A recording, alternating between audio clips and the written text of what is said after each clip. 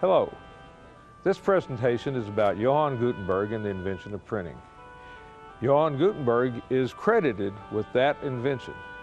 About 1450, he and his partners began printing their first book, the famous Gutenberg Bible. Gutenberg did not invent most of the parts of the process. He didn't invent the paper, he didn't invent the ink, he didn't invent the printing press, but what he did was put it all together for the first time successfully. Before Gutenberg, books were handwritten and very expensive and only available to the wealthiest of people.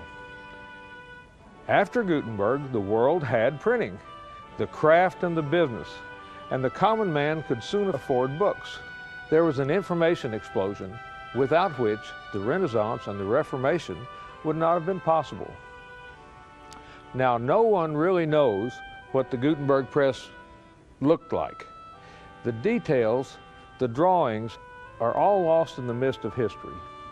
However, we can examine 15th century technology and form an idea of what the process was like and what the press might have been. Originally, Gutenberg's type was cast of lead. First, a metal bar was engraved to form the letter or the shape that the final type would be. This happens to be the letter G. Then, this punch was driven into the end grain of a piece of wood. And now we have a mold which we can wrap out of paper or wood or metal, in which we can cast the lead to make the final type. Scholars have long held that the Gutenberg press was based on a wine press. Now, this press has not only pressed grapes, but it has been converted. It has a type box, it has type in it, and the type in those days were inked by using ink balls like this.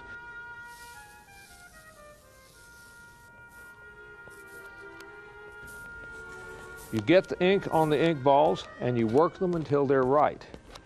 Ink balls are leather stretched over wool, and they have just the right amount of softness and give so that the ink is distributed evenly onto the type.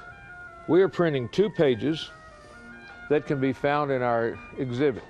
An example from the Gutenberg Bible, a replica of the Gutenberg Bible, and also a page from the first edition of the King James Bible.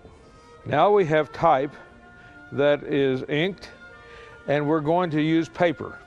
Gutenberg also printed on vellum, which was an animal skin.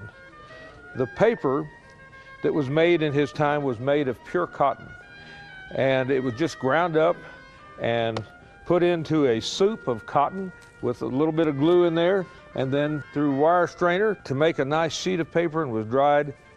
We're going to take the paper and the paper holder and put it down on the type.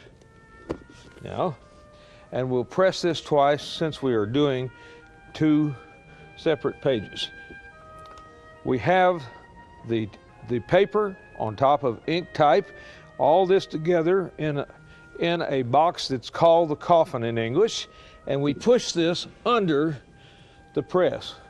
This press has a wooden screw, and it only has to move a short distance, but it creates great pressure using this bar that will pull around, and it'll put great pressure down on that. The platen is square, and it has to be level and flat.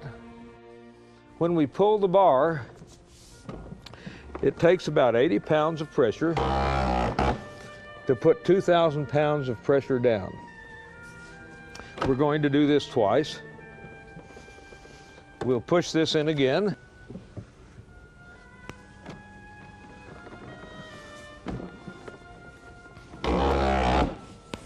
Makes nice noises, doesn't it?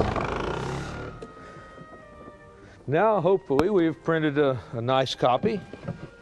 Pull it out.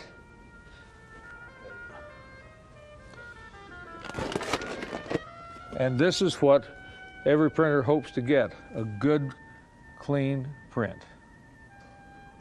Now we're taking our page out. Isn't that beautiful? On a typical day, we don't really know how fast Gutenberg's process was, but they printed 200 Bibles in 5 years. This was a great deal of more production than you could get by handwriting, because prior to printing, it would take a person approximately 2 years to write one single Bible. Printing really didn't change over the next 350 years. The presses changed a little bit, metal screws instead of wooden screws and that sort of thing, but the process really didn't change much. Gutenberg's invention changed the world. Without the invention of printing in the 1450s in Germany, there would be no Erasmus, no Luther, no Tyndale, and there would be no Renaissance or Reformation. Thank you for joining us, and please enjoy the rest of the exhibit.